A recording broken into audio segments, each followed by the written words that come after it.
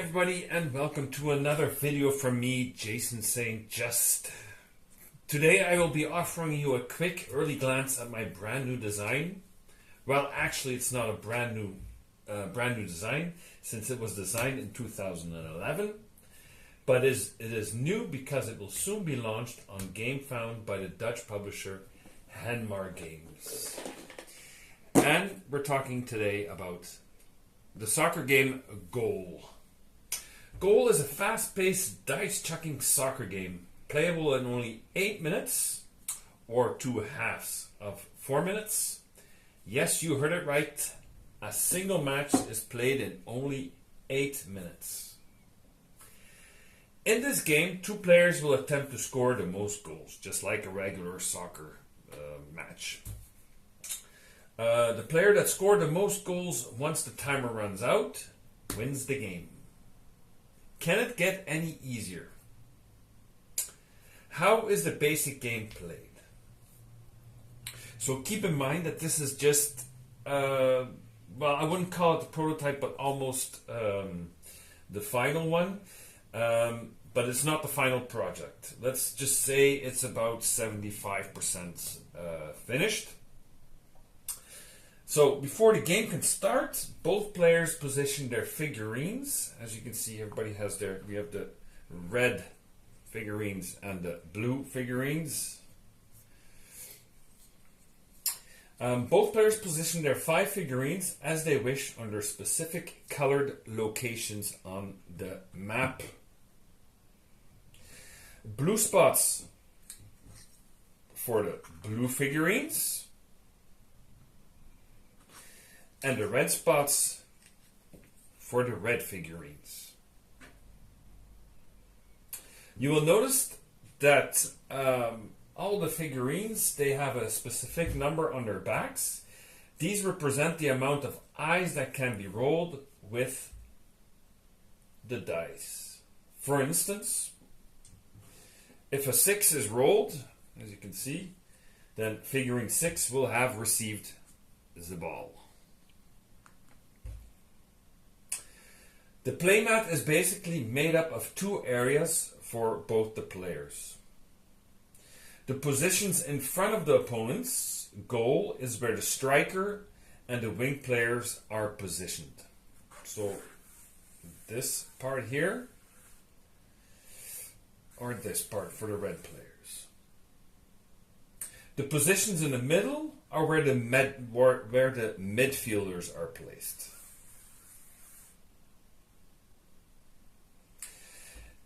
It is important to note before setup that only the striker and wing players can attempt to score a goal, but they can only do so if they receive a pass from the midfielders. So in the case of blue, they can only attempt to score a goal. The figurines that are here. And for the red, it's the opposite. This is a striker. This is the wing player. So only these can score a goal for the red, and those can only score for the blue. So I'm going to set up my dudes, my figurines on the board, because that's what all the players do at the start of the game, is they set up their figurines as they would like to. Let's see, I'm going to place, let me see, for the red first.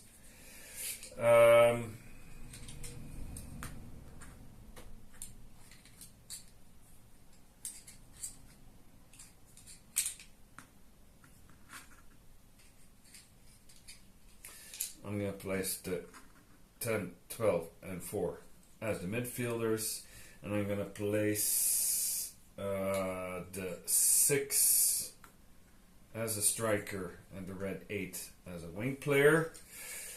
And then for the blue, I'm going to place the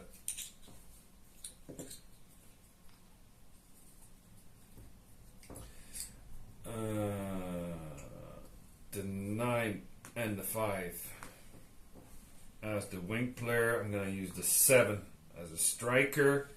And I'm going to place these in the midfields. There we go.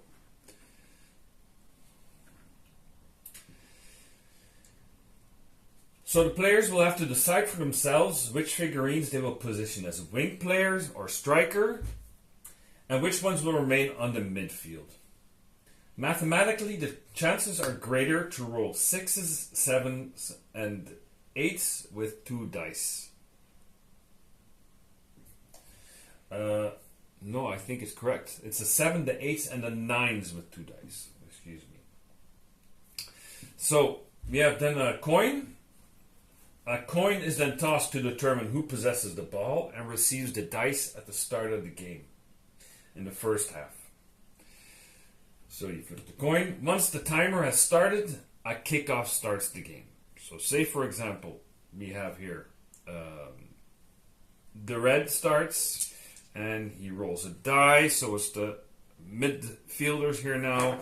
If they manage to roll an 8 or a 6, then that will mean that they will have received the ball. The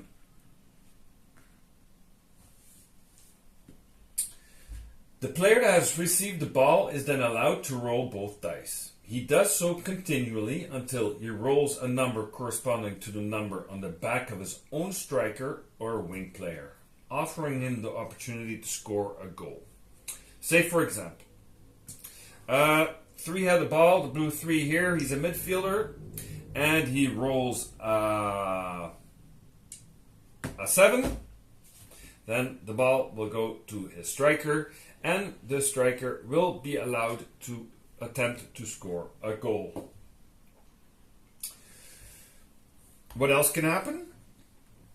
Or he rolls a number corresponding to the number on the back of the opponent's midfielder. For instance, the red midfielder, let's say the number 4 here again, he rolls the dice and he rolls 10, for example, so it will go this way to his own. Or if he rolls, let's say he rolls a 3, that means it goes to this midfielder of the opposite player, which will allow the opposite player, the blue player, to now roll the die and attempt to pass the ball to the 5 or the 7 or the 9. What else can happen? Or he rolls a number corresponding to the number on the back of the opponent's striker or midfielder. At that moment, the player must roll a single die in order to find out what the consequences are. So say, for example, our 4 here, he rolls a die, and he's a midfielder, and he rolls 5. So this goes to the wing player of the blue player, so of the opposite player. At that moment, a die must be rolled to see what happens. If a 1 or 2 is rolled, the opponent receives a corner kick. If it's a 3 or a 4, the rival figurine receives a yellow or sometimes even a red card. Or 5 or 6, the opponent performs a simple throw-in. More on the consequences later. First, let's see how goals are scored. Keep in mind that all throughout this, the timer is running. You can simply feel the stress and the rush of a real soccer game. Once a striker receives the ball, he will obviously attempt to score a goal. In this case, the blue 11, for example, he rolled a 7, which means that it goes to the blue striker. The attacker then takes, the blue player then takes the goal cards, and you can see there are 3 of them, and they all have a direction. To the right, in the center, or to the left. So he chooses where the ball will be kicked at. For example, he takes this one, which is to the right. Of course, he keeps it hidden from the opposite player. The red player who is in the goal, who has to defend his goal, he also is allowed to draw or to choose one of the 3 cards for the 3 different directions: to the left, to the middle, to the center, or to the right.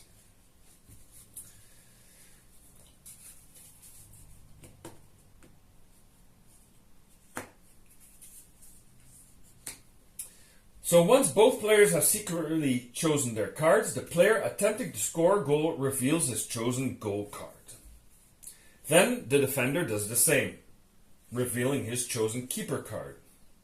If the directions match, such as here, the ball was kicked to the right, and the goalie saved to the right, then no goal has been scored. However, say for example, the goalie chose to defend to the left. That means the ball goes in on the right, and a goal has been scored. It is now 1-0.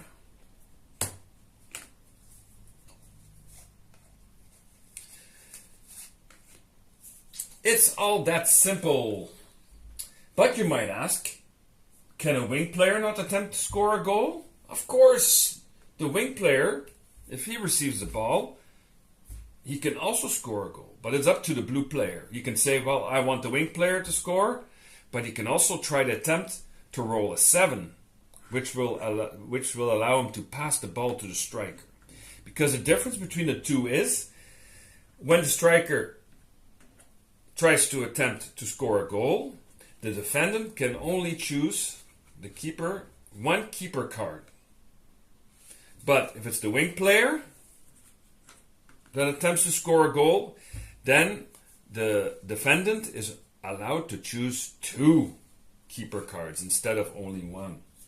So that is the difference. If you try to score with a striker, the defendant can only defend with 1 keeper card, but if it's a wing player, then he's allowed to defend with 2 cards. Now let's quickly return to the consequences of when the ball passes from one player's midfielder to the striker or wing players of the opposite player. Then this will have consequences. So at that moment, in this instance, say for example the red midfielder passed to the blue wing player, then at that moment the red player must roll a die. If it's a 1 or 2, it's a corner. This is an advantage for the opponent, as it will require the opponent to place 4 of his figurines in front of the goal. So say for example it was a 9, the blue player will be allowed to place 4 of his figurines in front of the goal.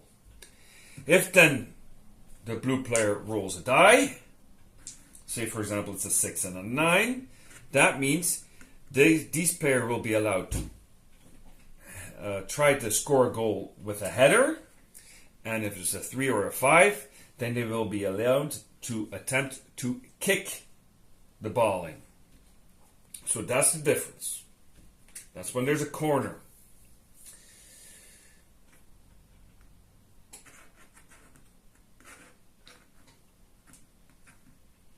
If, for example, a 3 or a 4 is rolled, then that means that the opponent gets a yellow card, which is placed underneath. And if there's 2 yellow cards, if there's only 1 yellow card underneath the 9, this wing player, and another one he gets another one, that will mean he gets a red card and he will be taken off the board, which is of course a disadvantage to the blue player at this moment. And finally, if you roll a 5 or a 6, then it's just a simple throwing. So the dice just go to the blue player in this case.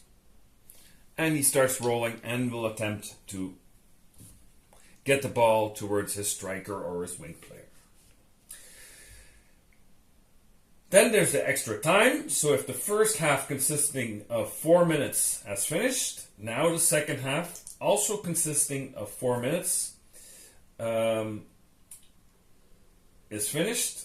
And there's a tie. Who has won the game? Nobody has won the game because there's a tie. So then there will be an extra time of 2 minutes. If there's still no clear winner after the extra time, then this will be followed by an exciting nail-biting penalty shootout, which will last for, let's say, another 5 minutes. Each player in turn will be allowed to perform 3 shootouts. Scoring or not will be determined as per regular play involving a striker. The attacker chooses a single card from the goal deck, and the defender chooses a card from the keeper deck.